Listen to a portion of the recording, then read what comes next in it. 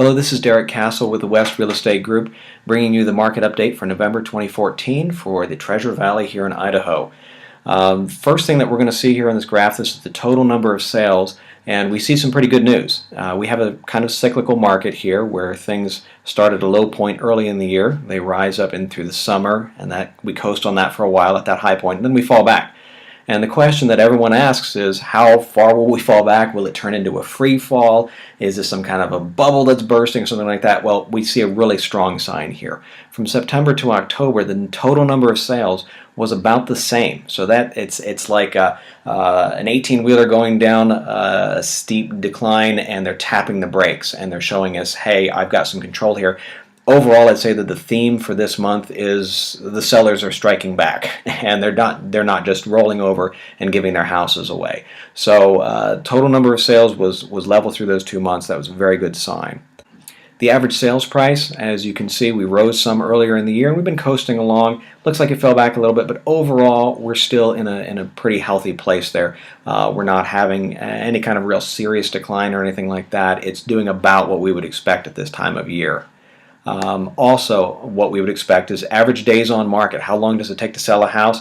Well, it's been increasing over the last couple months as we would expect it to, and right now we're up a little over 50 days on average to get a house into contract. It's not really bad. As you can see, last year it went up to 65 or so. So we should still see an increase in number of days on market. That's just what we see at this time of year as buyers gain a little bit more power, but like I said earlier, they are not completely in control. Existing home negotiations, same story actually. This one shows how much sellers are having to negotiate. If they were at 0, it would mean that the sellers aren't having to negotiate at all. Well, we had gone down over the last several months down to a low point down here of about 4.5% they were having to negotiate. Well, they gained a little back, and now it's a little bit less than that sellers are having to negotiate in order to get their houses sold. So once again, a good healthy thing. It shows us that our market is not going into free fall. This is more of our typical slowdown that we get at this time of year, but it's a pretty healthy slowdown, if anything.